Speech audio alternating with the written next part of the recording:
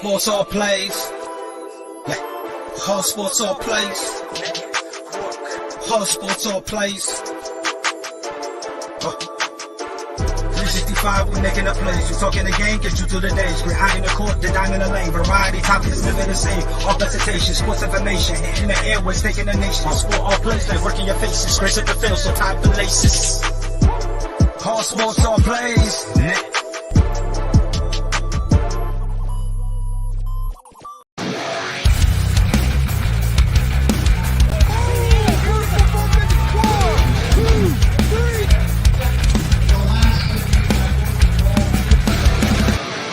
That'd be absolutely devastating. Oh!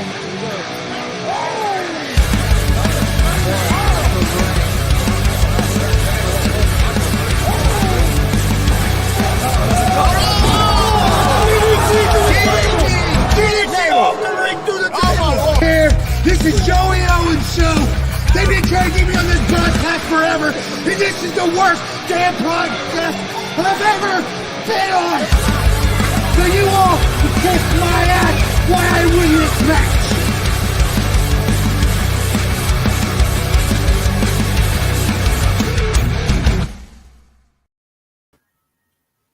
All right, what's happening, everybody? Welcome to G.W.R. Gonzo's Wrestling Room here on Tuesday, February 13th, 2024. We got a big interview tonight. I'm Chris Gonzalez, joined by Tony Gonzalez, also joined by Marcus Fine, as always. And then tonight we have a special guest, pro wrestler Vinny Vachetti. How's it going, Vinny? Hey, baby, how we doing? Long time no see. How are my people? Doing great. I got a question. Doing great. Oh, God. Already with the questions. No, I want to know who's our big interview with. Oh, you're going to play that game, are we? Hey, fine. I got a strike before you do. Well, you know, you better start now because I got all night, Jack. Now, listen up. Here's the thing. I've been missing for about a year, all right? And I'm not going to discuss the ins and the outs. It's your guys' job to pull it out of me. But I haven't been seen in the ring for over a year. The last time I was in the ring that meant anything to me was in Indianapolis, and I lost my desire to chase titles at the hands of a specific individual. And from that point going forward, I decided to take a step away from the business and focus on me. And I did. I took care of business. I'm getting back to where things are good. But a lot of things happened along the way. So now here I am. I'm down 20 pounds. I fit in my gear better than I fit in my gear when I bought it. And by God, it's time for me to go after what's rightfully mine. Okay, well, I'm going to go ahead. So some people that's tuning in for the first time and may not be completely caught up on Mr. Vinny Vachetti. Couple quick questions. What got you interested in pro wrestling? What got me into wrestling? Well, I like to discuss that openly. More often than not, I talk about my grandmother. Back in the 80s when, you only had the 3 channels and you had to walk your ass out to the end of the trailer and you had to turn the antenna with your hand, and, you were the remote. You walked up and you hit the button and you went back to your seat, My grandmother used to watch Saturday Night's Main Event, and she used to watch Superstars of Wrestling, and I got my passion for professional wrestling from her, okay?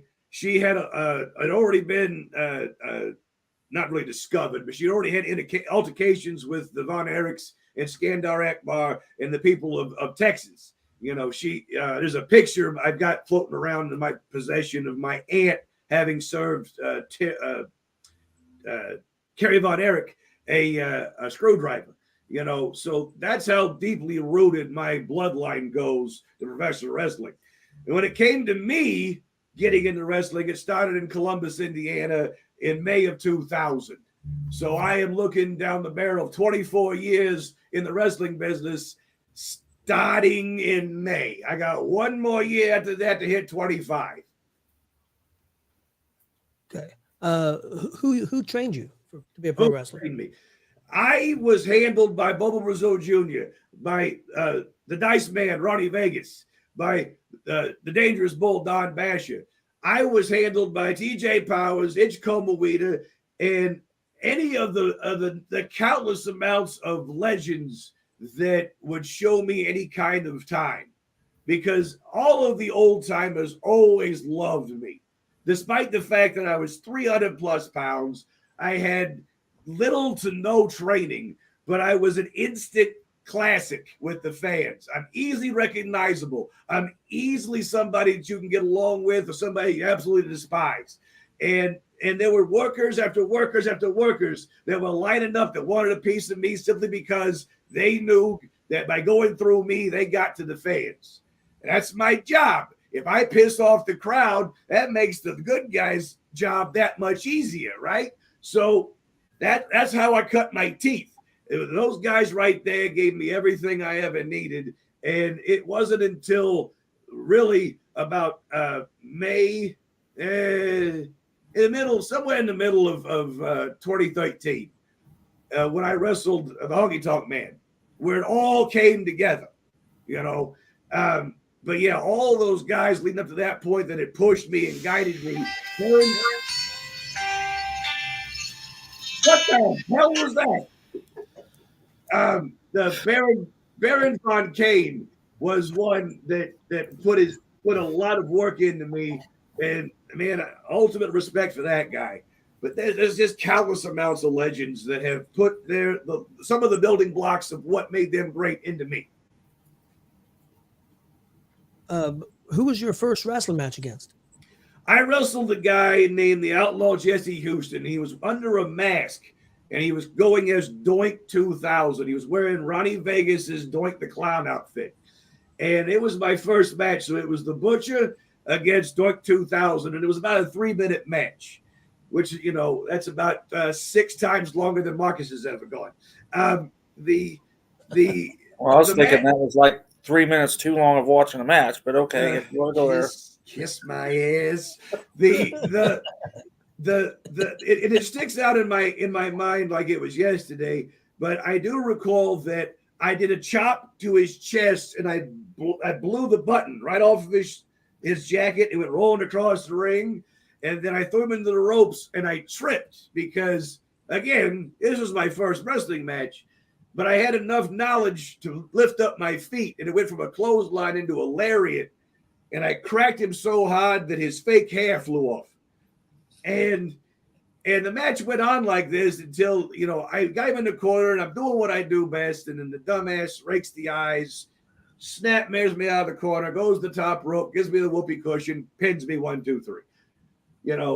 I controlled most of that match, and he still beat me. I don't know. It's like a running gag in my life. Favorite match that you had and favorite opponent? Oh God, I've had 100 favorite matches, man. I can't pick any just one. The Honky Tonk Man is probably the match that absolutely it's the best match of my career. All right, I mean not as far as wrestling goes, but it meant more to me than anything in the world, right? But that last match I had, and you guys were there, the last match I had where I was in DCCW working as a tag team partner to the Powers of Pain against Al Snow and Hero. Cal Hero and Mike King. That match, standing side by side with 2 of the biggest names that's ever been in professional wrestling, that go back to decades and decades and decades, and to be treated like an equal, to be treated like, literally like family. You go back and watch that match, and both of those guys were just as gracious as hell with me, and because they knew I wanted demolition so bad. But I got the Powers of Pain, and man, there's not a day that goes by since then I don't think about it. Really. But that was those 2 matches right there are probably the ones that are key in my heart. When we talk about matches that are my favorite, that I can point to and say, man, these were good times. two of the matches that I had with Baron Von Kane in Indianapolis, inside the steel cage, where we were just covered in blood, trying to murder each other. Those were some seriously brutal matches that they got the best reactions. When I was trying to beat him for the territorial title, and I had murdered everybody in front of me, and then he finally pinned me, and that explosion of a crowd, man, we laid there and laughed because we couldn't believe how loud that crowd had gotten over them finally getting to see me get pinned. You know, those matches like that are just, you can't ask for anything better than it. Sometimes it's not what happens to me, it's what happens to my opponent when I get pinned and the crowd goes ape shit. You know, I'm laying there on the canvas, you guys are celebrating, I'm laughing my ass off because I know I did all the work and this guy gets all the credit.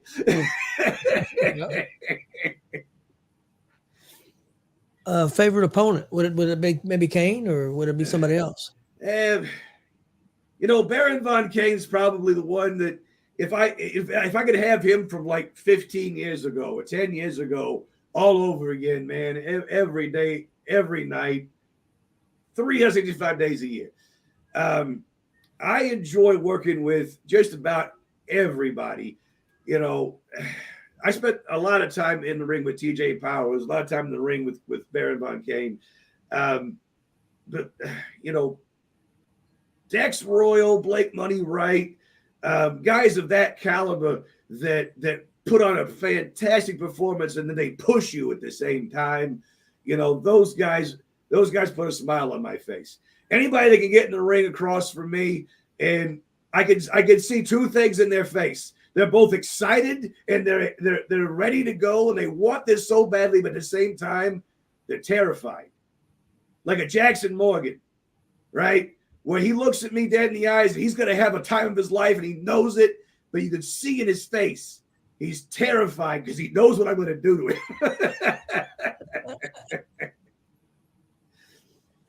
Can I ask something real quick? Yeah, go ahead. Because it kind of goes with what he was just talking about. What has it been like working with some of this younger talent, and you getting to see some of this younger talent from when they first start and then see how they've grown now to like a year and a half later? Yeah. I enjoy it immensely simply because you got guys out there like Blake. Okay, Blake is one of my favorite moments of my career because you can go back to the first match I had with him. So he was being managed by Jake Oman, right? Because that was the guy who brought him up. And it was me and him, and we had worked out what the match was going to be. And he was going to hit me with the spine buster. And I told him, I said, that's my finisher. So I have to finish that as close to 3 as possible. Well, we had Wayne Silver, and Wayne's a goddamn professional. And I went down to, 1, 2, and I went to throw 3, and he counted 3.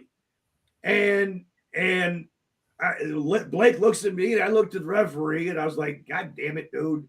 And he's like, sorry, man, your shoulder was down. And I'm like, horse shit. So I roll up, I look at Blake, and I go, catch. And I throw the right hand, and he caught it, goes right into his finisher, drives me on my ass, and then I put him over.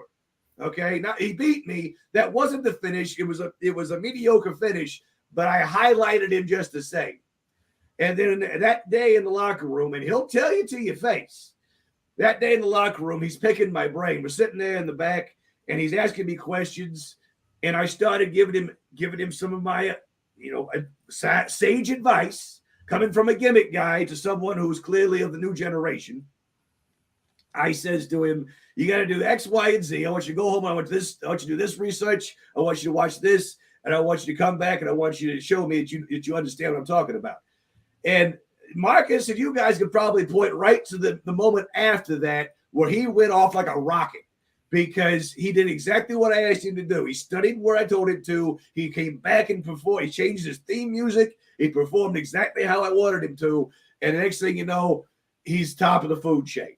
Now here we are, and he's this close to getting discovered, man. He's this close.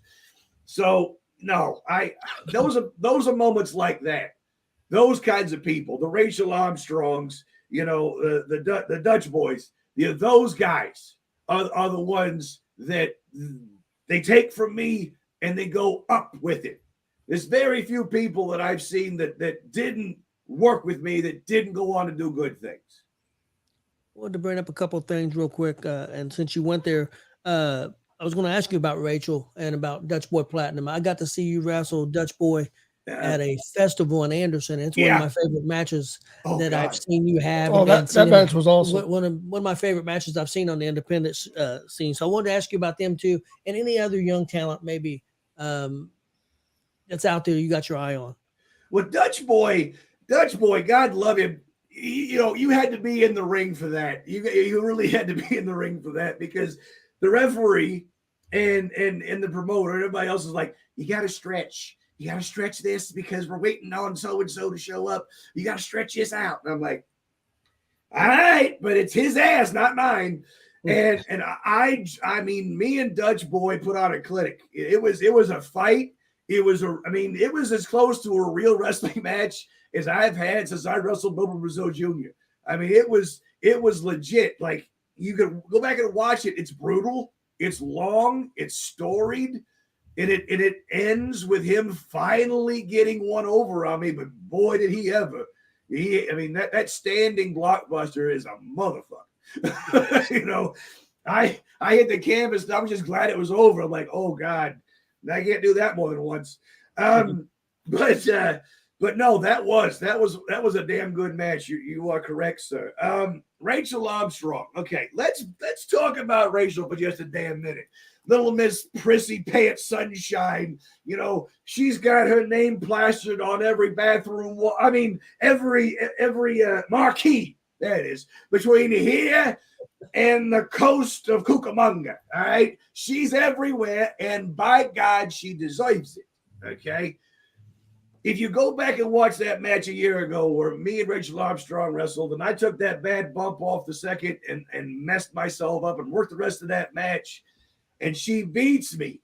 I suplexed her, and she outsmarted me, and she landed on me, and she beat me.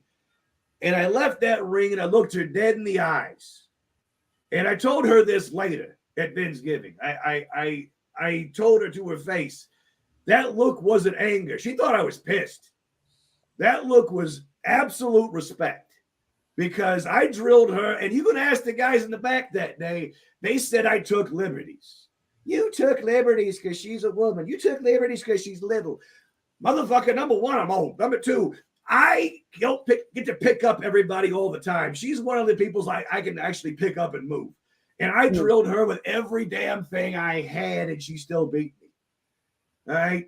So nothing but respect for Rachel Armstrong. She's earned it. She deserves it. And I hope to God she makes it.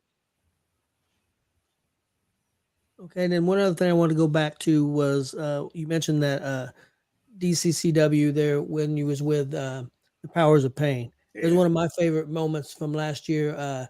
I think you're one of the best heels out there.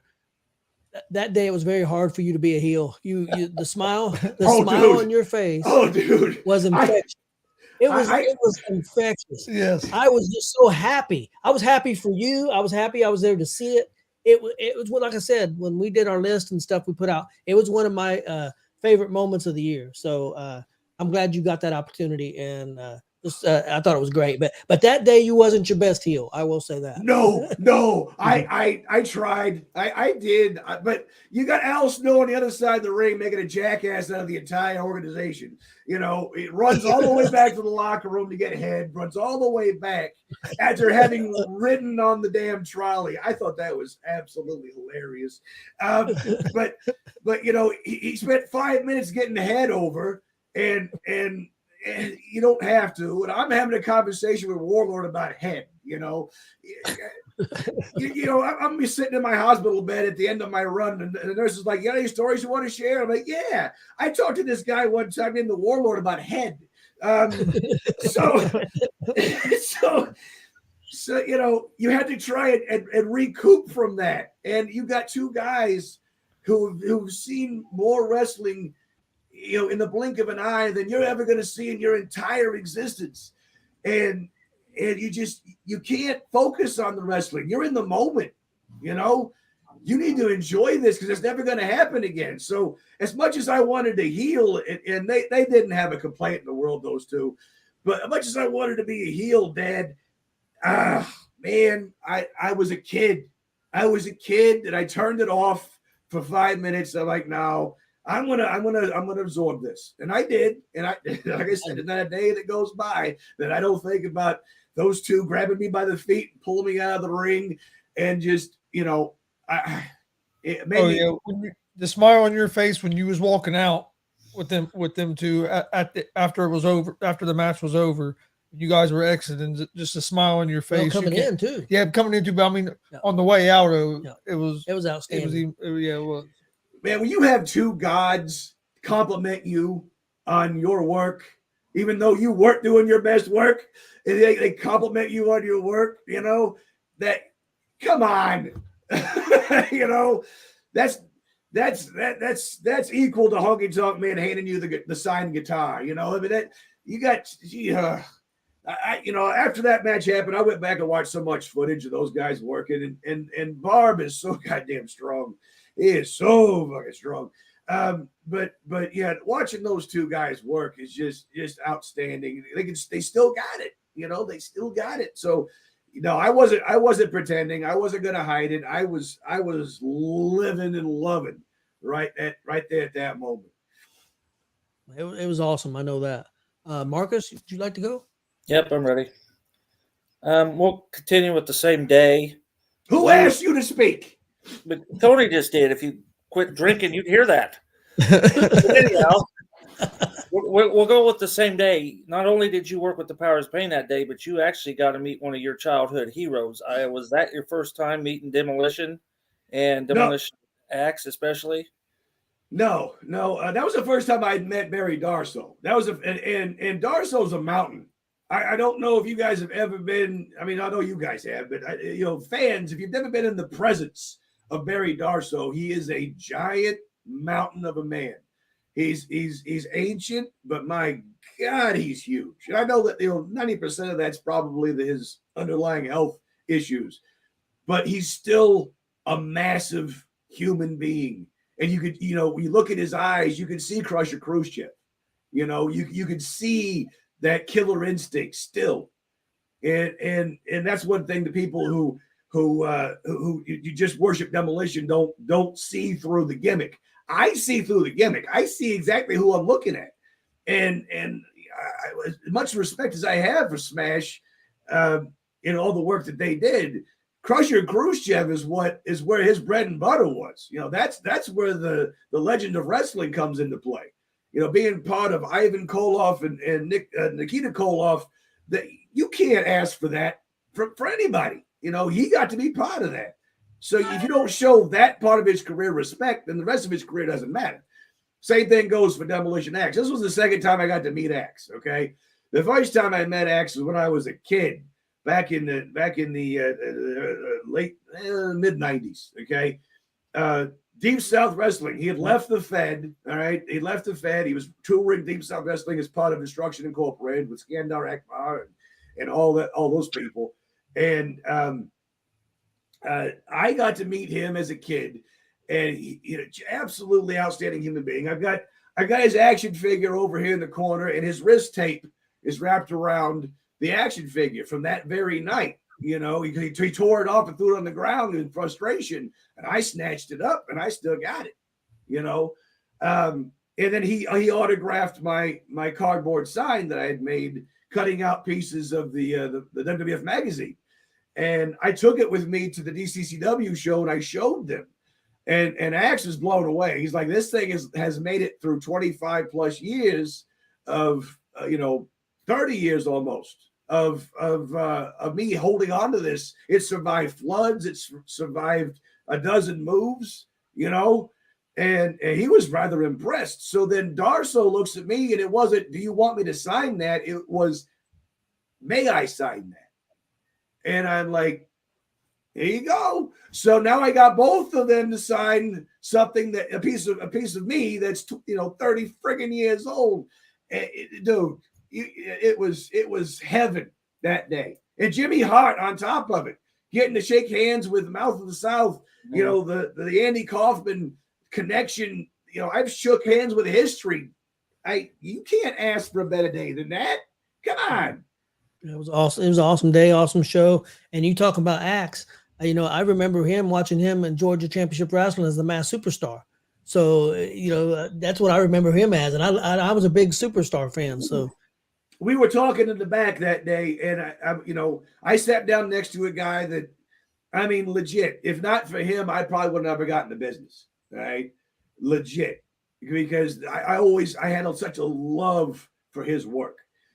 I sat down with him and I told him I'm going to steal his oxygen. I'm going to sit here and steal your oxygen for a minute. And I asked him some questions, and a lot of it went back to when he was a Mongol. You know, he started out as Bolo Mongol, Gino and Bolo Mongol, and it was his trainer and his mentor. And at the time, the reason why Masked Superstar happened was because the other half of the Mongols wanted to leave the territory, and he wanted to stay. And then the promoters like, well, you know, we got to do something with you. And at the time, I think he said the spoiler. I think it's I think that's who it was. The spoiler, it was leaving the territory. He fled the territory, and they needed to fill that gap with a new Masked Superstar, and that's exactly what happened. Was they put a mask on him to cover up his face, so no one knew he was a Mongol, and he became the biggest name in Georgia wrestling because there was a void, and he filled it. And he said he was trained on the fly during that time period. So as much as we love watching the Masked Superstar, he was legit being trained in public to be that guy. And so yeah, it was a great talk to have with him, you know, face to face. And I thanked him for his time, and I thanked him for all the memories. You know, I always thank those guys, no matter who they are, except for Bruce Beefcake, because I was getting nowhere near that guy. But whenever I cross paths with them, I always shake the hand and I thank them for their service. Not because they're servicemen, but because they give up their lives, they give up their family, they give up everything so that we can be entertained. And if you cannot be grateful for that, then you deserve to have any part in the business, let alone being a fan in the first place. And you got to introduce your son to Demolition. I did. Yes, I seen that. I wish I had the camera at the time, but the camera wasn't with me. It was still at the table. So, yeah, to have my little boy between the two guys that made me want it more than anything. That dude, no, that was gold, absolute gold. Mm-hmm. All right, we have a few comments in here. Reggie wants to know if Vinny can talk about the amazing ref that he had during his Black Friday match against Blake Wright. I would like Reggie to, 1, spell my name right. 2, quit putting yourself over. And 3, get some talent. Listen to me very carefully. Okay? I don't care about Reggie. You know, I've been talking about going back to the ring for 2 weeks now. I got not one phone call. This thing works 2 ways, you fat piece of garbage. No one's called me. No one's texted me. No one's asked how I'm doing. That's what I think about Reggie right there. Can you see that? Reggie got the flying bird. And then, speaking of bird, look. Mike King says, remember that time you watched Mike King? Mike King. Listen, I love telling the story about Mike King and my first time meeting Mike King. This little shit, and he was a little shit, all right? He was like a quarter of the size he is now. He's right now he's like 4 Ronnie Vegases. I think back then he was like half a Ronnie Vegas. So he's dressed up in his traditional garb, which is, you know, knockoff Skip Radisson. And he's tagged. I got a pop out of Tony. You did. I'm tagged up with him, and I'm working Hank Calhoun. I think, I can't remember. I've been drunk since then. And I was wrestling some guy who was dressed exactly like me. He was wearing a wife beater with a white button-up shirt and a pair of suspenders and black slacks. And Pafo, that stupid idiot, couldn't go, you know, you guys look pretty similar. I might want to switch these teams and see how it works. No, he puts us at opposite ends of the fucking ring and makes it work. And it's, you know what? This is why you're never going to be bigger than a toadstool. So yeah, that was the first day I met Mike King as far as ring action, you know. And he's been like not rabies, he's been like herpes ever since. I just can't get rid of him. So yeah, no, he can run his mouth all he wants to, but the fact of the matter is, if it wasn't for me, there'd be no Mike King. So bite me. Oh man. Well, you brought it up.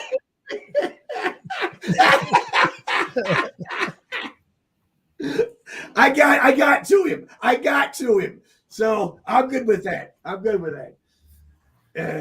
Well, you brought it up. Yeah. That's Memorial Night 2. You were in the ring with VIP, Itch, and TJ Powers, and across the ring was Joey, Mike, and the young one, Blake Money Wright. Tell us about that night. You had you had Blake. I can't remember a damn bit of that. not a bit. I'm not playing with you guys. I don't remember a damn bit of it. I remember the VIP matches that we had. Oh, okay. Now I remember. Okay, we're talking about the outside show. Yeah, okay. Outside. It was the second night of the Bash. Yeah. Okay, I'm awake now. All right. So yeah, that match in and of itself was just love. You know, it wasn't really so much a wrestling match as it was just going out there and putting on a match, putting on a performance for Bashing. You know, the match itself, it was entertaining as all get out. It had it, you know, especially at the end of it, the battle royal at the end of it. But the match itself was super entertaining, and getting to work with my guys and having to share the ring with Joey and friggin' Mike King and Blake. You know, you couldn't ask for better guys. You couldn't. You know, all that talent in one place. I was just happy to be part of it. Yep, it was a good night. Oh, okay. Now Reggie's mad at me. Listen, don't take that to heart. All right. Look. I'm not. Let's talk about that for a minute. All right. So my back was injured with Rachel Armstrong. My back was re-injured severely at the hands of a guy that we're not going to talk about, and I didn't foresee myself getting back in the ring. I'd lost my job back in a December ago. Right, I lost my job, and I was looking for something to pay bills, but also something that I wanted to do. And I was between jobs, and I'm like, I'm going to start building this Twitch thing. And I started into it, not knowing how much work it actually is and how much capital you got to have to be successful in the first place. But I was using it kind of as an escape, really, at first, because I was using Vinny as a mask, because the layoff depressed me. The back injury made it worse. And then when we got to July, it just imploded, and I compounded in on myself and just buried myself deep. And I went to work every day. I got up every day. I fed myself. I clothed myself. I took care of my kids, but I was not alive. That's the only way I can describe it to you, is I was not alive. I was a walking, talking zombie. I was going through the motions, and I was not functional. The depth of depression, I had no clue even had a hold of me. Right? I thought it was bad in December, and then I kicked it. By the time I got to that show with Powers of Pain, I really thought I kicked it. But then July happened, and then, getting into this new job and having a good time. I mean, I'm well paid. I thought I was fine, but in reality, I was just going through the motions. And we're using Vinny as this mask. So I finally break it this past December, right? And it was an act of kindness that broke the depression. It was completely blindsided me. I was not expecting that kind of emotion to come out of me, and when it did, it shocked me. And whatever was still alive in me, it sparked that little bit to come out and see daylight. And after I got back out, I realized what had happened. I realized where I'd been, and I was alive again. I don't know how better I can explain it to you guys, but I was a walking, talking corpse. And then I could feel, I could hear, I could smell. I still can't see where the shit, but I could feel music. I could feel sensation, and it was amazing. I'm not going to go back because it's like, no, I need to quit eating. I need to get my health in check. I need to get back on my feet. I need to go back to the ring. And it's from December to here that brought me to the feet of Gonzo Sports Room. And you're doing weight training again, right? Did I understand that right? Yes. So I'm working out every day, except obviously today because I'm busy with you assholes. But I'm doing 100 reps. And granted, you're looking at me going, really, Vinny? Really? It's 10 pounds? Really?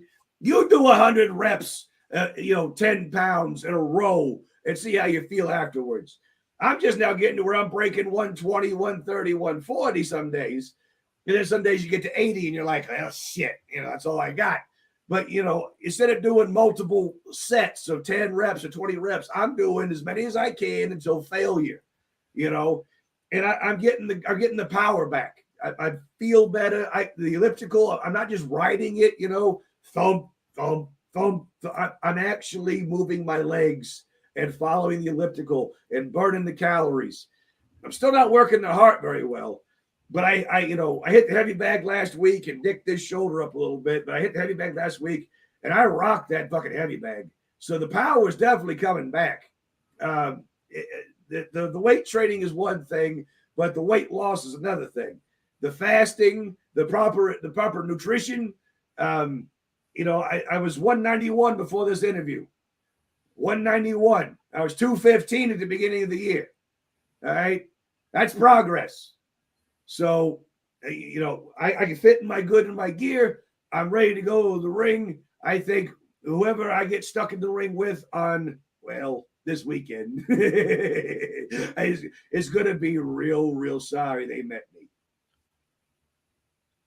All right. Mike King had another comment here. So every time you're sore, you say you're severely injured. Why? You're going to make him choke. Well, if my ass wasn't always sore, it wouldn't always be severely injured, now would it? Tony's got butt cream for that, but anyhow. And then Dalton Love also says Vinny coming back to give some of these dorks the rub. That's right, dude. That's right. Some of these guys have never seen the likes of me. They've heard about it. They've seen video. They've heard legends. They've never seen it live and in living color. And, some of these guys can talk all day long. You got big names in the locker rooms. You got your JKOs, your Joey Owenses, you got your Mike Kings, you got your TJ Powers, you got your Pogos.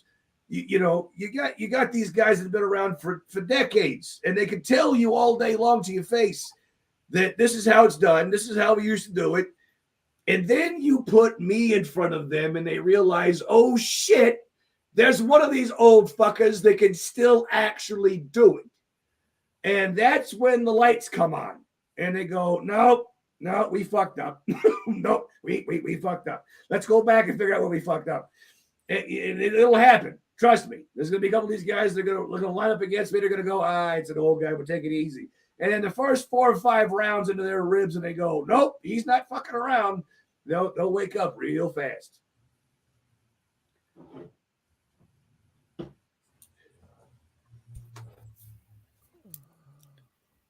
So, what do you think of the talent today? Especially, we're just getting your opinion now. Zay Gates and Hadari are probably two of the top talent, and I know that'll tick off some people. But if you've seen what those two are doing right now, where they were a year ago, are you following them at all? Okay, well, Zay Gates was still just wiping the mat and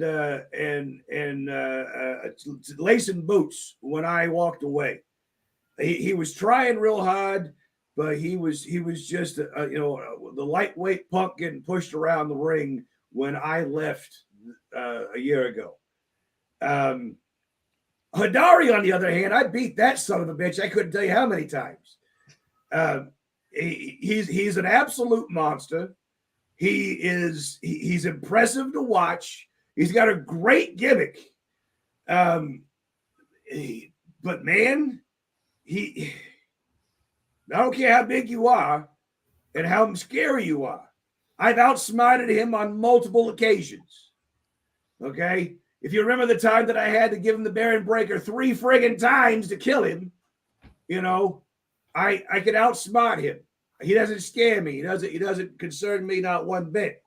But on the other hand, when you talk about newer talent, and we're talking about someone like Timmy, great big Timmy, right?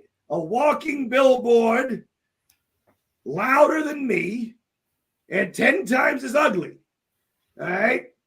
And he was just getting his first matches in when I walked away. I think that one in particular needs to be addressed. That one in particular needs to be shown what it means to be humbled at the hands of someone who knows what the hell they're doing. Okay. I don't care how big you are, how strong you are, how fast you may think you are. When I break you down to my size, it doesn't matter. It don't matter one damn bit. So, whether you're Baron Von Kane or you're Austin James or you're Dice Man Ronnie Vegas or you're Mike King, I don't care how damn big you are. You all are the same size when I knock you flat on your ass. Right? So I haven't been paying much attention to the new talent that's out there. I've seen the Jake Phoenix was coming in right when I walked away. There's a couple of new guys that have popped in since I've been gone, and a lot of my legendary friends and brothers have now since gone away. So that leaves a lot of void to fill. Now, so yeah, there's talent out there that needs a piece of me in their life, and I'm going to give it to them. And I there's one in particular though that's an old school talent that needs to be addressed as well, and that's Mitchell Taylor. All right, King Mitch, yeah, right. Am I talking to myself? No, you're right. All right.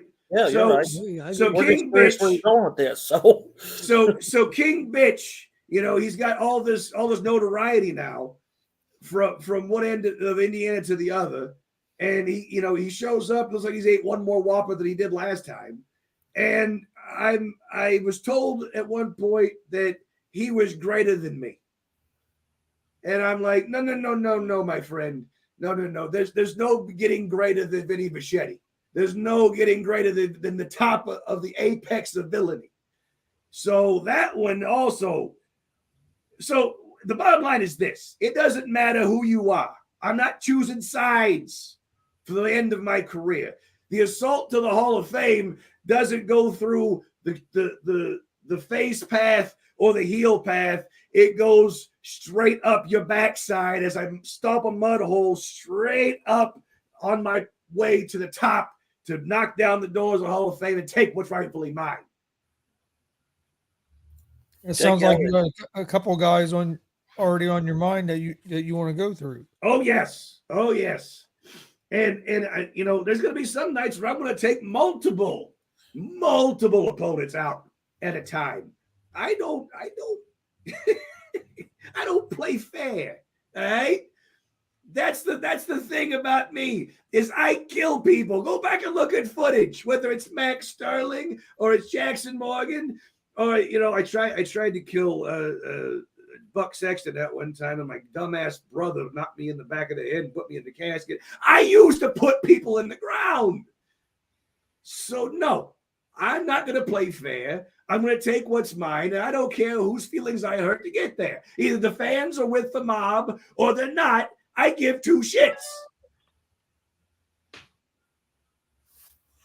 Chris, you want to put that question Jake Elliott put on there?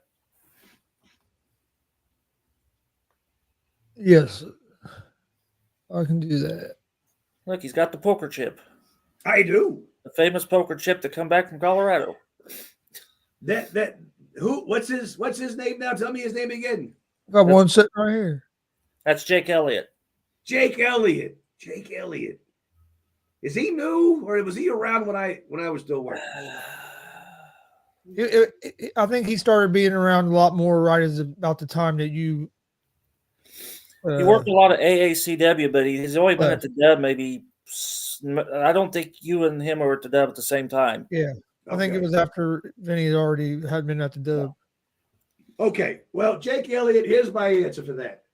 My advice always depends on the subject. All right, I can't give you the same advice that I would give the next guy because you got a gimmick and this guy is a technical wrestler. Okay, well, this guy's a high flyer who does this, but this guy's got the psychology figured out, but he doesn't know how to work, So everybody's advice is unique to them. And I'm getting lag, and I apologize for that. The Vintonet seems to have struck me again. Let me know when I catch up. There we go. I'm caught up now. Oh, my God. That was actually pretty awesome. No, the Vintonet is a thing. So, no, all of the advice is strictly for the person that I'm talking to at the time. So when you meet me in the locker room, and I'm sure some of you guys are going to hunt me down, and I welcome that. I want you guys to come and ask me personally what advice I can give you based on who you are, what you do, because I can't give you blanket advice. I don't know what you need. Okay. I do know one piece of blanket advice is this: slow the hell down. Nobody gives a shit about your 15 high spots. Why did you just do 15 high spots? So slow down, tell the story, involve the crowd. That's a blanket advice right there. I'm going to make this statement. Jake Elliott, I know you're listening. This is all love, but you've been told to slow down many times, and Vinny's not even met you, and that's the first thing he says. Oh God! Slow down. Okay, I'm gonna tie that back into your mental health. So I started playing with frequencies and vibrations. Okay, it is true. It is true, Mikey. So we are water and we are dust. When you put sand on a piece of metal and you vibrate it, you get a pattern, right? When you take water and you add sound to it, you get a pattern. So we are water and dirt. And when you add vibration to me, you're going to get a frequency modulation change. So you want to raise your vibration. I don't care if you raise your vibration through chemical means or not, but I suggest you do some work with your frequencies. Get on Spotify and start just play around with healing frequencies. Because, dude, I'm serious. It makes a difference, especially when you go to bed. You start getting into that pineal gland, you get into that deep sleep. It does make a friggin' world of difference. So when you said that I called him out, never even meeting him, I was psychically connecting to that kid and didn't even realize it. So that's the kind of thing I'm talking about. Everybody's connected, whether you like it or not. We're all energy, except for Marcus Fine, who's a big pile of shit. But no, the rest of you are just fine.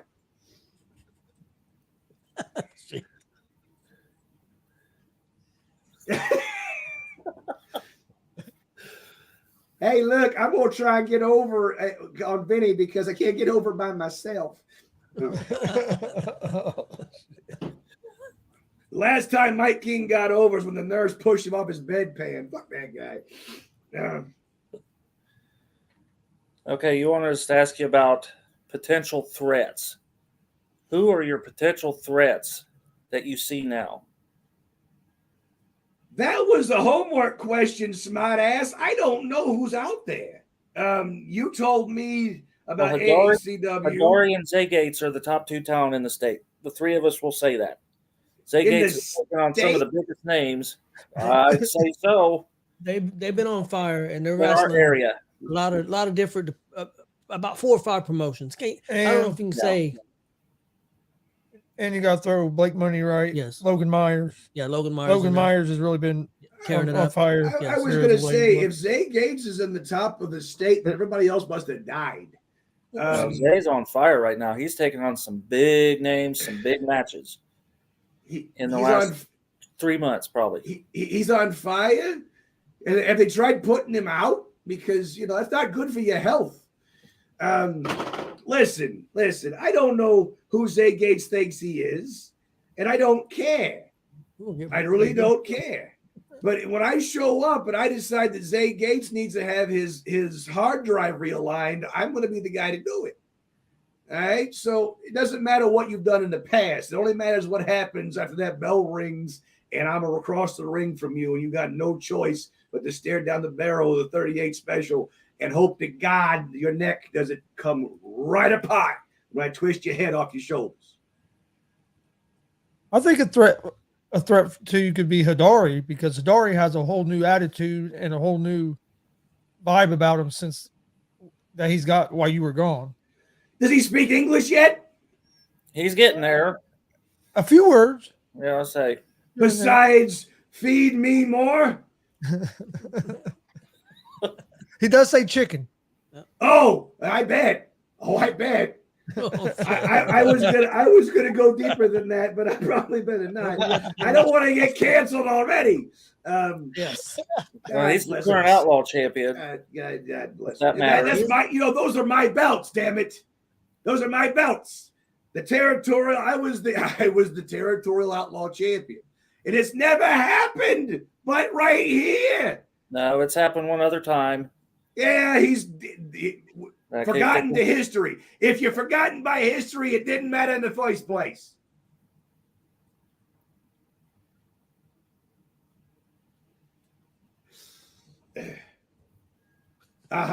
Yeah. Except for your fragile little ego. So Mike King is on my list too. He knows it. He knows this for a fact. That Mike King has his one-on-one coming with me, and he's going to have to deal with it, and he's not going to like it, because I don't care what Mr. Mike King says, well, this is what we're going to do, and this is how we're going to finish it. I'm sticking your ass to the canvas, Mike King, and I don't give a damn what you say. They can play your music when the bell rings, but I still stuck your ass to the canvas.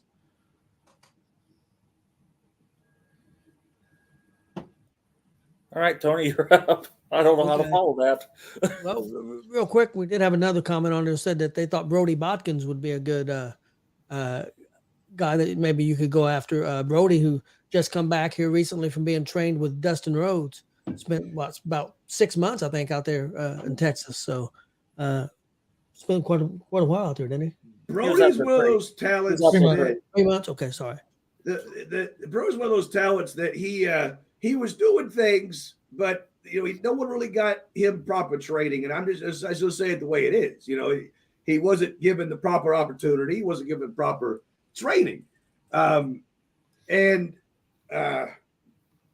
he got hurt. I remember that he was hurt real bad, and that was the last time I'd seen him. He was just coming by the dub to visit. I think maybe he had a battle royal experience right there towards the end of me hanging out.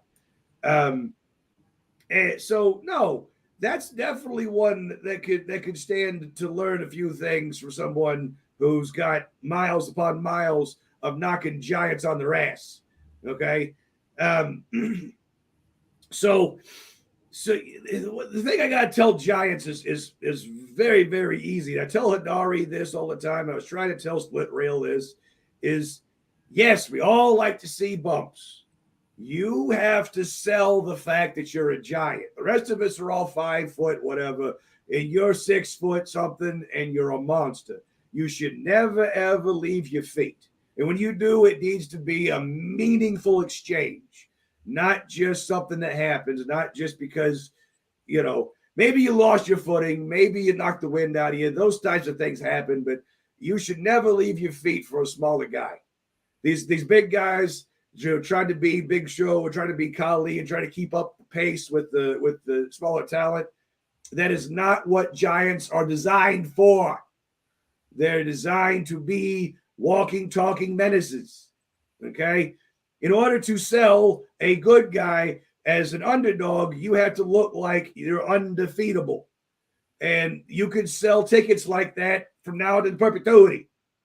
People still want to see the Hulk Hogan Andre thing. Don't let them bullshit you. People still want to see that shit. We're just all out of Andres. So you got to bring the scale down a little bit more. Not to itch level. We get to itch level, then we're into micro wrestling. But when I'm gonna get a phone call. It's ringing now. God damn it. So you got to bring the scale down, but it's the same story. All right. Don't leave your feet. You're a menace to everybody.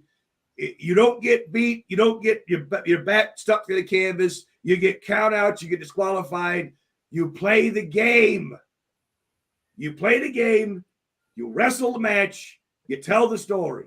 You don't have to go to pinfall every goddamn show. Stop it. But tell the story. Be a giant.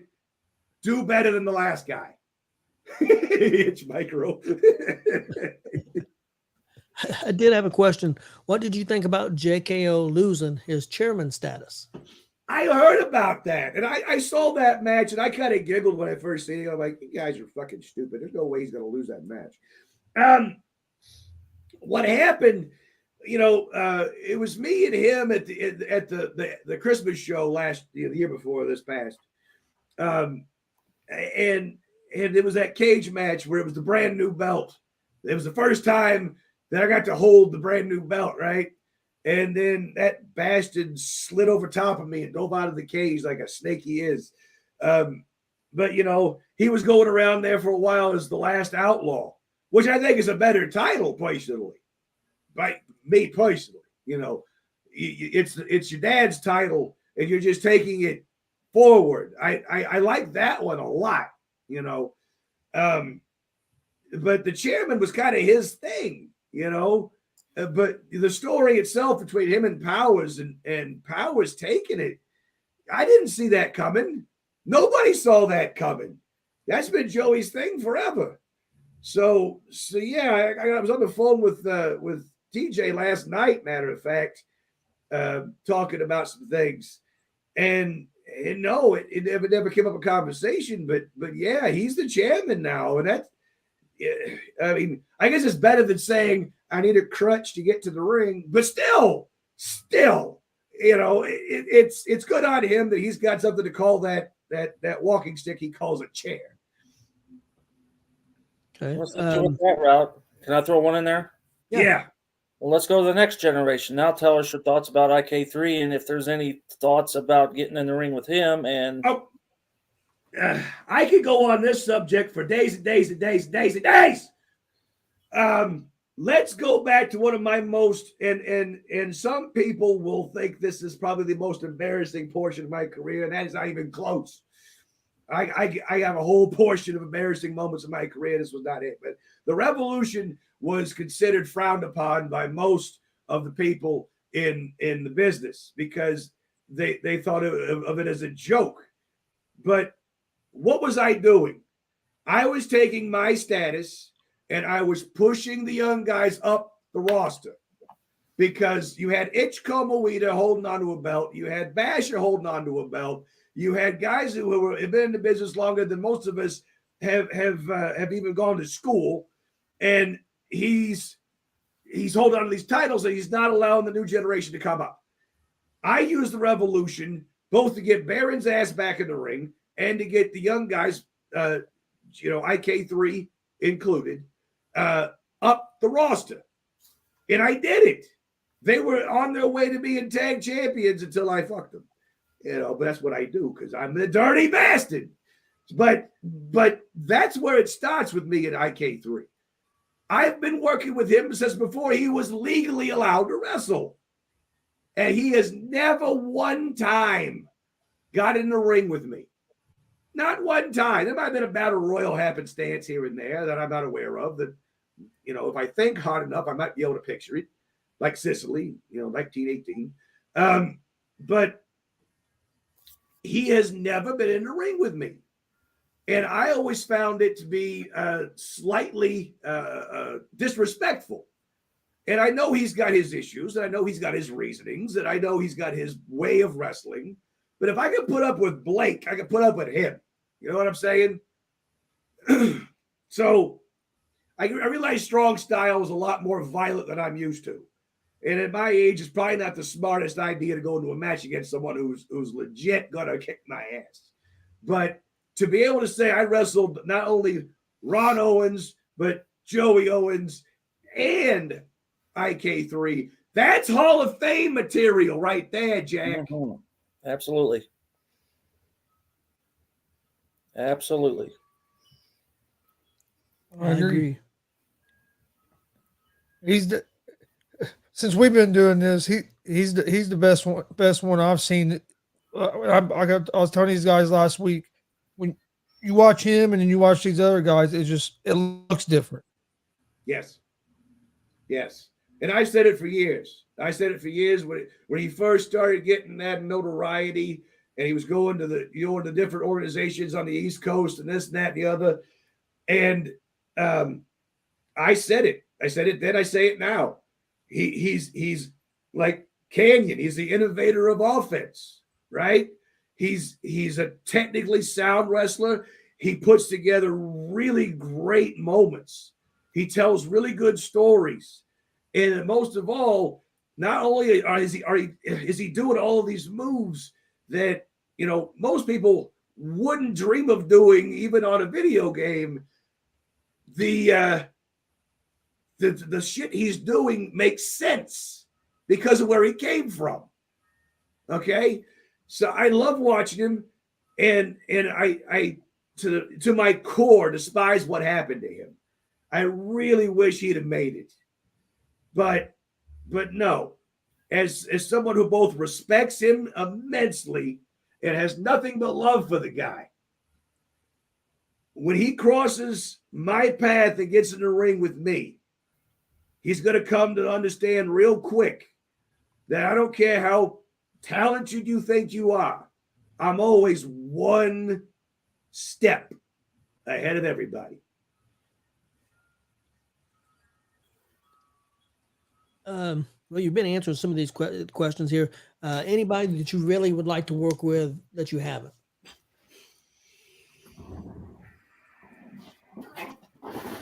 That I haven't got to work with yet. Oh, Beaver Boys, the J-Beef. J-Beef is the last one on my original list that I said I needed to run through before I was done. And I saw him at the show there at DCCW with the Powers of Pain. And I told him, I said, you were the last one on the list. You were. And I never got to have it. So that's one.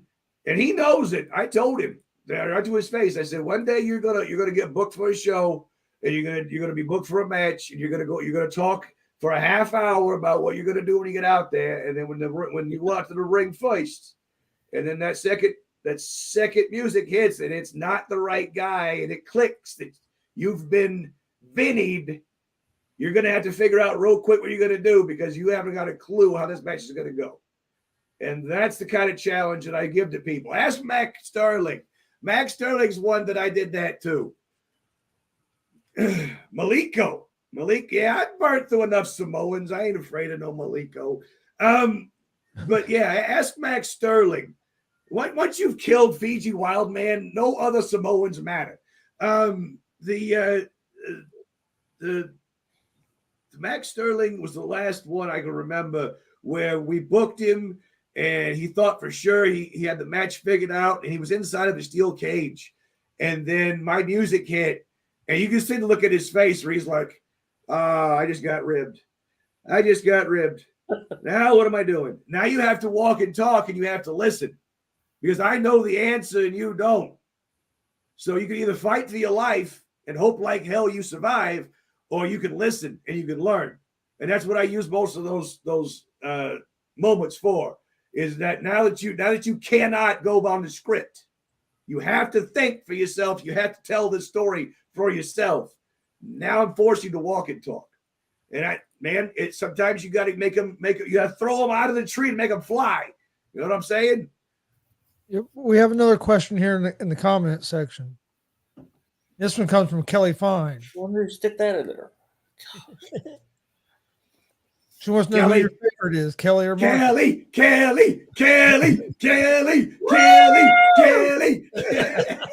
See, he's wanting to be a tough guy, but everybody's afraid of Kelly. So, I like bullet wounds, but not in me. That's all I got to say. And then you had mentioned about coming back, and you mentioned this weekend a couple of times. But is there any feds that maybe you haven't worked at, or that you have worked at before that you'd like to make a return to? I'm sure some of these guys are watching right now, and I'm still pissed off that none of you have called me, texted me, wrote me a letter, sent a carrier pigeon, or even a strippogram. Any of those things would have counted. But no, I got no connection. I can't get a strippogram. Sorry.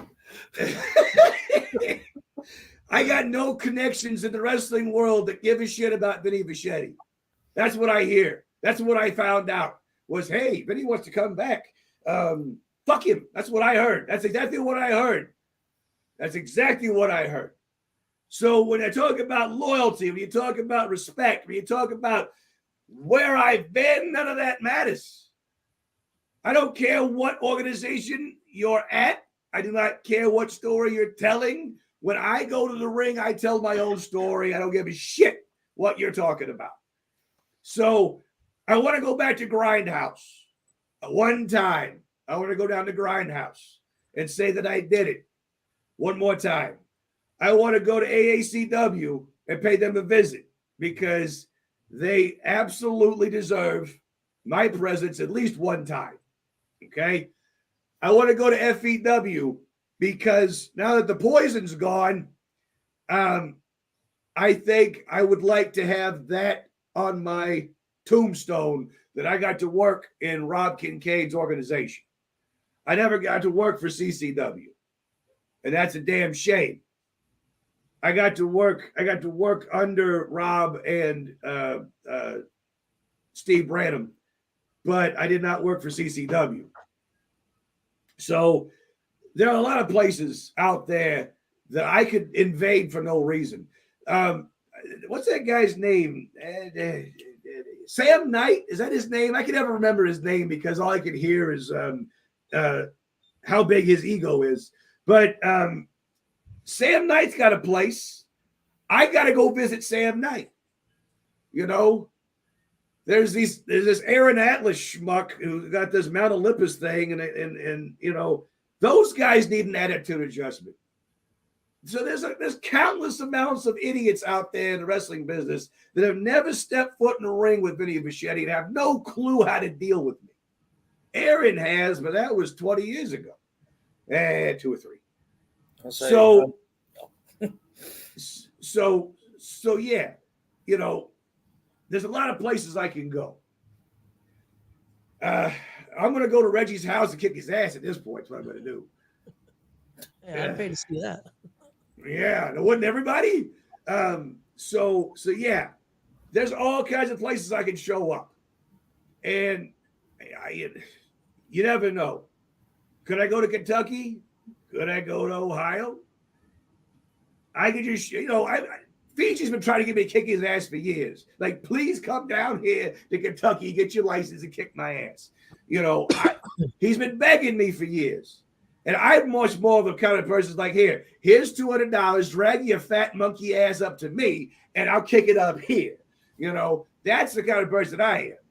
But, it's fine.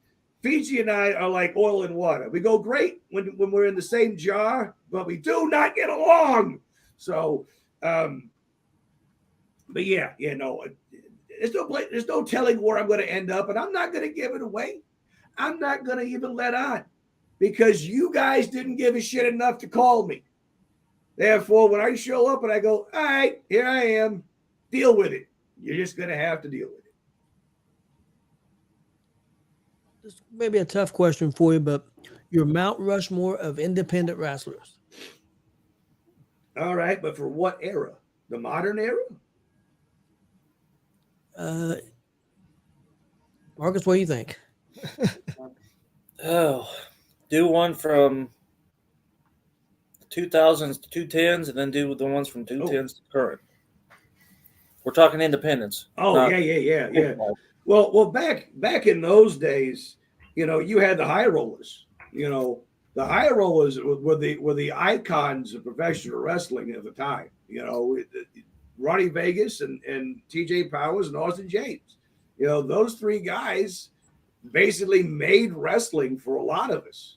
The Bobo Brazil Jr. That those are the guys that you paid to go see, because those are the big names. The rest of the schmucks on the card were just fluff. Your Itch Comoitas, back in the green hair days, when he was still flipping over the top rope and shit. That's the kind of guys who made wrestling what it was in the 2000s. Sorry, from the 2000s to the 2010s era, for sure. And sometimes into the 90s, But those guys are what made wrestling entertaining.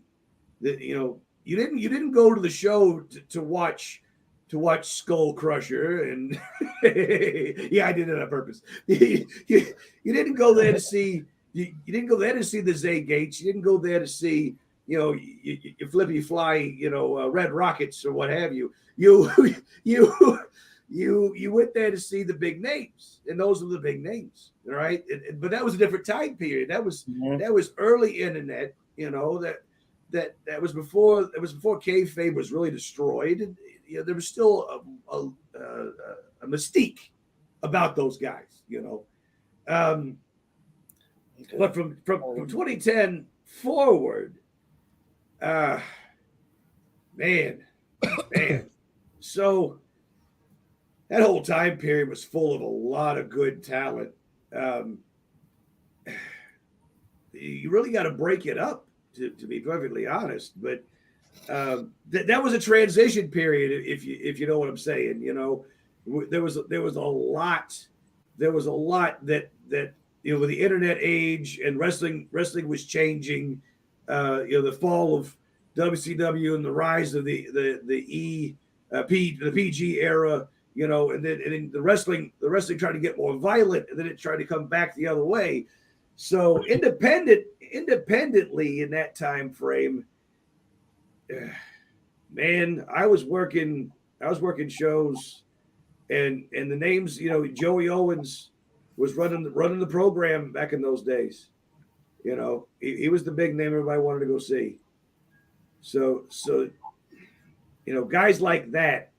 And I have to rack my brain to remember a couple of the other ones. Some of them, who deserve to be mentioned for their work are not going to get mentioned because of their attitude and what they've done in their personal life. But there's names out there that people know who I'm talking about that made a mark on professional wrestling in that time period, and then through their own personal malfeasance have erased their own careers, so to speak. Now, if you're talking about from the last couple of years, though, your Nate Matthews, as full of himself as he is, the man is a fantastic friggin' experience to watch. Okay, he every time I've watched him work, it's always been fun. I've never gotten bored watching Nate Matthews. Blake Money Wright, another great talent. I never get tired of watching. Always got something going on. Always got a story to tell. Always putting 120%. And you know, IK3 deserves to be on the Mount Rushmore. And then the Iron Demon, Shane Mercer. That guy. So Kong would go from 2010 to 2020. But Shane Mercer is a absolute must watch for independent wrestling. Okay, you need to at least take in one of his shows one time because he's a unique specimen in that ring. Yes. Justin Kyle before 2020. Justin Kyle was one of those guys that it was absolutely unique specimen to watch when he wrestled. Okay, something that people would be surprised to know about you. Surprised to know about me.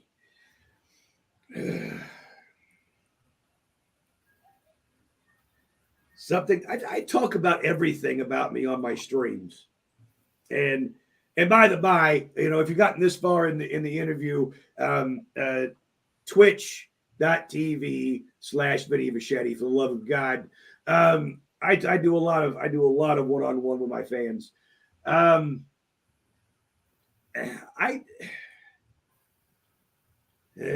Surprised, shocked to know about me. You know, there's not a whole lot about me that I haven't already talked about. All right, well then tell us some of those embarrassing moments you were talking about earlier. the time that I was wrestling TJ Powers and he snapped me and I landed on my ass and I split my slacks. And I was there. You were there for that. Yeah, you know, that's a good embarrassing moment. God, having to manage Skip Radisson, that was always an embarrassing time period. Being Skip Radisson's tag team partner, that was very embarrassing. You realize I have a photo if you really want to get embarrassing. Oh, yeah, I know. God bless America. No, there's a lot of, good Lord. Man, there was my very first match where I was going to throw up in the end of it. You know, there was so much about my early wrestling career that was embarrassing. Okay, so I was wrestling Top Notch, and I was doing 2 matches at a time. And it was the Butcher at the beginning of the show and Vinny later on in the show. And I was standing in the gorilla position. And at the time, Top Notch had an actual gorilla position, like it was a curtain within a curtain. And we were standing there talking, and I'm standing there with my meat pan on my shoulder. And I had totally forgotten what I was doing. Totally forgot what I was doing. How fast is it? Am I there now? Okay. Yeah. I totally forgot I was the Butcher, and I had my meat pan on my shoulder like my cane. And I went through the curtain to Butcher's music, and I was Vinny Vachetti in a mask, and I was like, "Oh, I fucked this up." And yeah, that was the last time the Butcher was allowed to be on a card, period. Oh yeah, I did some dumb shit. Dumb shit. Good Lord.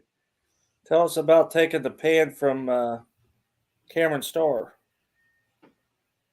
Oh man, yeah, Cameron, me and Cammy doing battle at in MRW early on in the show outside in Chesterfield. I'm wrestling Cameron Starr, and I drilled her, and she drilled me back, and man, she hit me right here in the socket and busted me open underneath the mask. And the medic, you know, we're at the VFW, right? One of the old fucking medics comes over with a kit and butterflies my face closed because I was just busted open. I got pictures of that too. I gotta find them.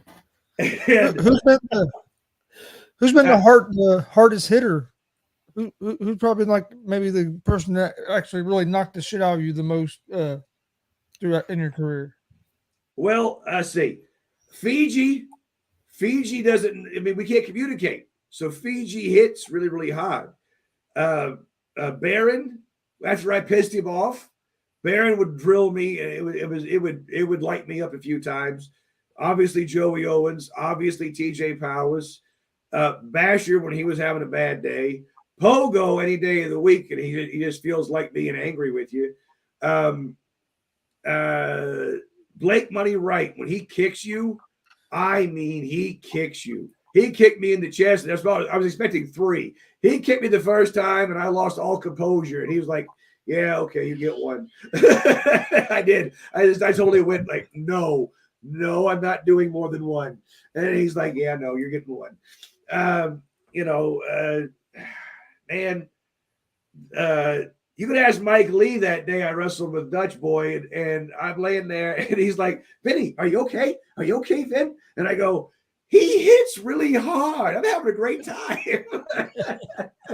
You and Dutch beat the hell out of each other at that match. We did. That was all love too. That was all love. That was absolutely a blast. That match is on YouTube. I got to find that one and post it, because that was one of them brutal ones that you got to watch over and over again.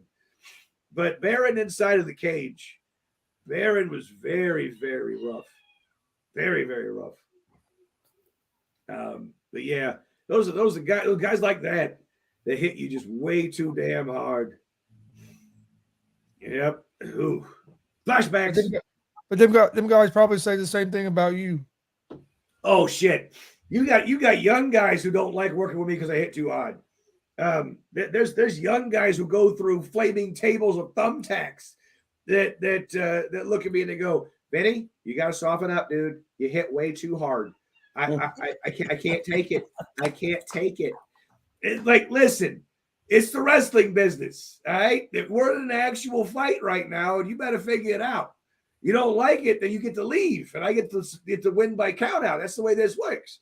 There's a lot of guys who didn't even comprehend that they were in a wrestling match, didn't understand how to sell, didn't understand how to make the crowd believe what was going on until I drilled them for real. I guarantee they feel those Vachetti body shots in the corner.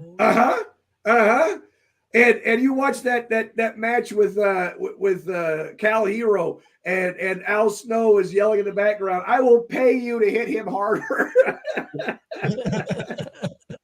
and I just looked at Al and I'm like, "You got it, dude." By that time he was already down, you know. But no, there's guys, and you could ask Blake the same thing. There's a number of guys that until I drilled them and made them understand that response of, "Oh God, I'm in an actual fight," they didn't understand what they were doing with the whole, why they had to sell, why this was important, why they had to do this, until they were in an actual fight. And they go, "Okay, now I get it. Now I get why I have to do what I have to do." So yeah, there's many guys who didn't understand, didn't comprehend professional wrestling until me. Favorite food? Oh, steak, and steak, and then right after that, steak for dessert. What about favorite music? I'm an alt rock individual. I come from the, I'm a Gen Xer, so I come from the time period of the new rock alternative was the anti everything. I just didn't realize how into anarchy I was going to actually get until politics made me an anarchist. But yeah, that's my whole jam. I go all the way from Pearl Jam to oh damn it, I had it, I lost it. Nope, can't say it. I can see the word, can't say it. But shit. Disturbed obviously is more new. I can't say the word. I can see the word. Amber. It starts with an A. Aerosmith? No. It's a modern band. I know he's talking about, but I can't think of the damn. I can't think of the damn word now. But yeah, it's not Amon Amarth either. But Amaranth. Is that how you say it? It's a female lead. Oh, I know what he's talking about, but I Yeah. I know what you're talking about. but I don't- Evanescence drags you into Amaranth, is what it does. But you know, that whole span of alt rock is where I live. That's I listen- that's surprising to me. I listen to a lot of that stuff. I love the 90s alternative grunge rock. Yes. Why is that surprising to you? Did you expect Sinatra, you schmuck? Yep, I did. I'm a schmuck. Sorry. I'm more of a Dean Martin guy. Okay. You know, but yeah, Dean. I mean, hell, you got Dean and Jerry. You got the clown and a straight man. It as the story tells itself. But yeah, you know that's I like the Rat Pack. Don't get me wrong. I'm a big fan of their work. But no, when I'm grinding out calories, it's new rock alternative.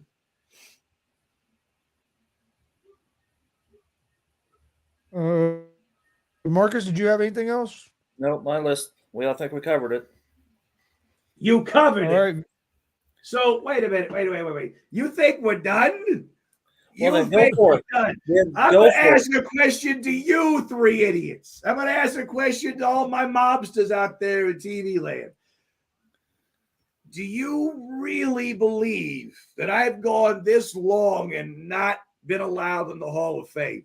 Do you understand that people around me that I helped create to help get there, whether it's the high rollers or it's that guy we're not going to talk about, or it's any countless friggin' Itch Kubelweeder and JKO, and the list goes on and on. All these guys who were already in the Hall of Fame. How am I not already there? Answer me that. Well, I think we've already discussed that. You Sounds discussed like it with me. there might be some people colluding against you. So in professional wrestling, the fact of the matter is, when you go to the ring, there's a reason, there's a purpose. Why are you wrestling? It's not just a spectacle. We don't just wrestle for exposition matches. All right? We wrestle for a reason, to be top dog. I've already been the top dog. I've been double champion. I've done more in my time than most of these damn kids are going to do for the rest of theirs combined. All right? So from this point going forward, I give two damns about your shiny gold belt. You know what I'm after? I'm after your ring. I'm after your plaque. I'm after your certificate. I'm after your tax write-off. I want what you got that you wouldn't allow me to have until I get to the front door of the Hall of Fame with a bag full of goodies that belong to people who are already in it, and I light it on fire and say, this is why I need to be in the Hall of Fame. Do you think there's some guys that are colluding against you? You think that's why you haven't been in the Hall of Fame yet? Oh, I know damn well there's a bunch of people out there that do not like me in reality, let alone professional wrestling. And you know what I had to say to them? Tough shit. I'm not going anywhere. I deserve, after all my years of service, after all the people, the bloodshed, all the people that I've broken in, all the names that I've helped make, and you're going to tell me I don't deserve it? Listen, the one of the founding criteria of being in the Hall of Fame is, what did you do for the business or for others? And I can't think of another motherfucker besides me that puts in the love that they do for the young people of this business. And that is a spit in my face. And because of that, for the next year and a half that I step in the ring, I'm going to make every one of you suffer, whether you're young, old, rich, poor, male or female, or you're checking that other box. I'm going to beat the shit out of you and show the crowd why I am the Sicilian Strangler, the kingpin of kingpins, the one and only, the founding legend of the mob, Vincenzo Vachetti, baby.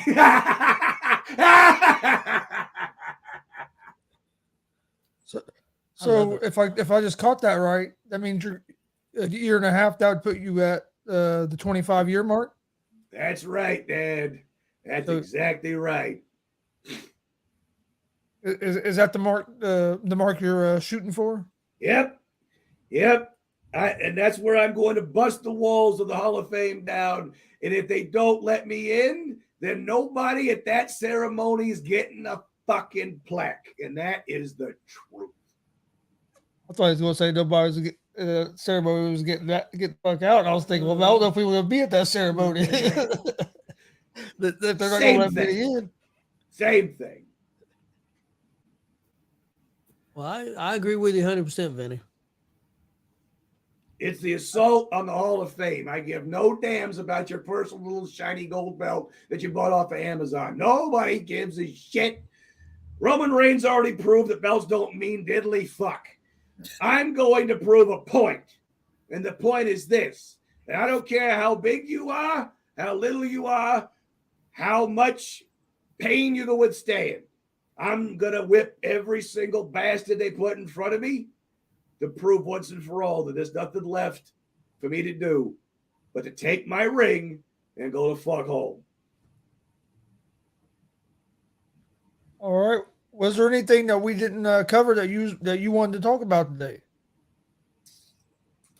No, I think we got it all now. I had to patch that hole at the end, but now for all of my fans out there, all my mobsters, and all the people who hate me, please come see me. Twitch.tv/Vinny Vachetti. Please follow. Please watch me. I play video games. Me and Vinny hang out. We talk about wrestling. We talk about what I'm doing with my personal health, and we discuss other people's well-being and health, and we have a really good time. So please, please, please, as someone who is going to finish his career on a high note and then use Twitch to be entertaining from that point forward, please come out and join the mob. I beg you. All right. You got anything, Deb? I'm good to go. Thank you very much for coming on with us, Vinny. Marcus, you got anything? Nope, I'm to good. add? I'm good. And thank you guys very much for having me. And also thank you for being the most respectful, not only podcast, but individuals in the wrestling business. And I say this, in the wrestling business, with all due respect, that you did more for me inside of a week than people that have known me for 30 years did for me in 2 weeks, knowing I wanted to get back in the ring. So much love to you guys. No problem. You're welcome to come on anytime. Yep. And like Vinny said, go check out his Twitch page. Please check out our Twitch page as well. Follow us on YouTube, Facebook, Twitch, Twitter, Instagram, all at Gonzo Sports Room. Also on YouTube, please hit that subscribe button at Gonzo Sports Room. We greatly appreciate it. We'll be at a wrestling show this weekend. I don't know if we'll be live yet or not. Yep. So we'll talk more about that tomorrow. That's about internet at the facility. But we appreciate everybody watching. This has been G.W.R. with our special guest, Vinny Vachetti, and we'll see you guys next time.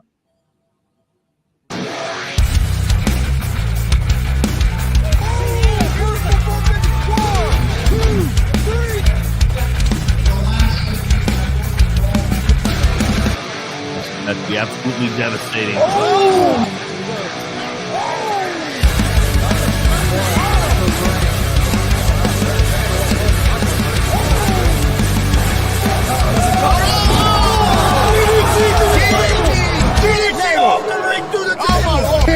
This is Joey Owens' show. They've been trying to get me on this broadcast forever, and this is the worst damn broadcast I've ever been on. So you all can kiss my ass while I win this match.